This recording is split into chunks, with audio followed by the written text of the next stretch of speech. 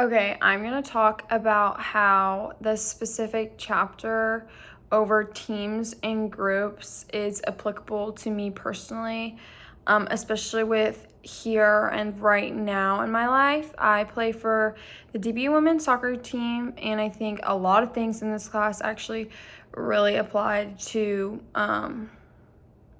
what a team should look like. And so specifically when it talks about the forming, storming, norming, performing, and then adjourning, I think that really applied to athletics in generals with teams specifically. So for us, we kind of talk about for our soccer team is we're forming our team who's going to come back the next season, seniors, juniors, sophomores, freshmen, and then forming would be the people in the transfer portal. What transfers are we going to get? Is there any coaching staff? So we form the team, and then we all come in August. And then from there is kind of like the storm. Everyone's fighting for their spot. Are they going to play? Are they not going to play? Are you going to start? Are you not going to start? Are you going to get some minutes? Are you going to get no minutes? Are you going to switch off with another girl? Things like that. And then after the storm kind of passes through, the norm. We're in conference play. Like, here's our starting lineup. Here's kind of the subs. And then the rest of you, be ready. You never know. Or some of you, you're redshirted, you know you're not going to play. Everyone kind of knows the rule at this point. It's the norm.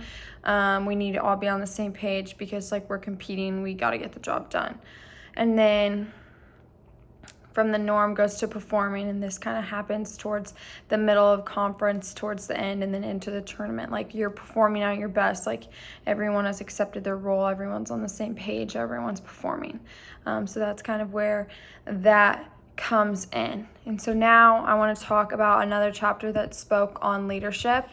The first thing I want to talk about is the reward power. And so kind of like how the manager would give power to someone who deserves it or has been has accomplished something and is deserving of certain powers or rewards.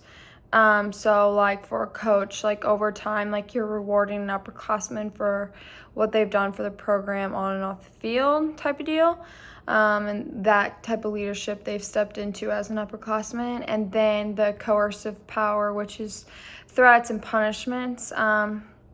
I've kind of seen this in some coaches where it's they use their power in a negative way to kind of punish their players.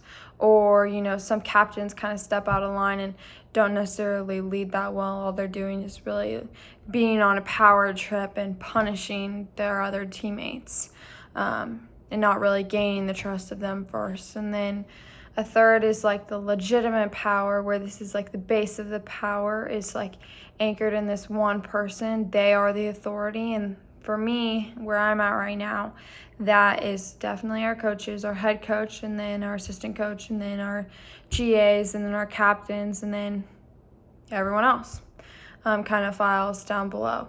And so the fourth would be the expert power. This is the power is based in special value, knowledge, skills, information, expertise that a leader possesses. So specifically on a soccer team, this would be a girl who, she knows what she's doing. She's been through the process, and I think it's a rarity that this would be an underclassman who steps in, just because they haven't had a lot of experience of college athletics or college soccer at this level. So usually it's an upperclassman. Usually it's a girl who plays a lot. But sometimes it's an upperclassman who doesn't really play, but just knows her role really well, executes really well, but also knows the importance of what it means to play a lot, what those minutes mean, and respects it even though she doesn't necessarily obtain that. And so the fifth one would be referent power. And so this is also called charisma, and comes from coworkers' respect, admiration, and loyalty. I think this kind of goes along with what I was just saying, is a lot of players who don't play kind of gain this power. I have a lot of friends who are upperclassmen who don't really play a lot, but they have so much respect from all the other players and especially from the coaches just because of the way they carry themselves and handle themselves. So I don't necessarily have a job right now to apply everything that I've learned in this class from these chapters, but as I'm walking through college athletics and college soccer, there are so many things through this class and through this textbook that I can apply and use and kind of see the correlation between the two.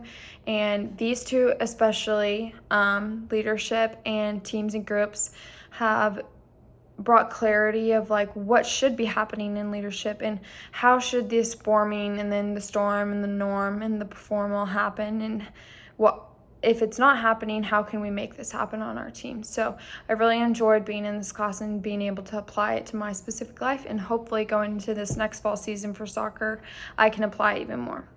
Thank you.